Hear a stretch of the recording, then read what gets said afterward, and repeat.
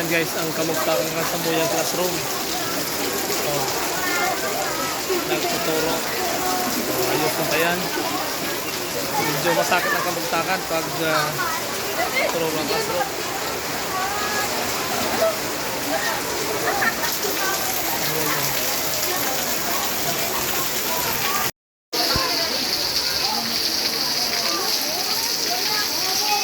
Pag oran sa laog, oran man guys ang classroom ko. Ayan.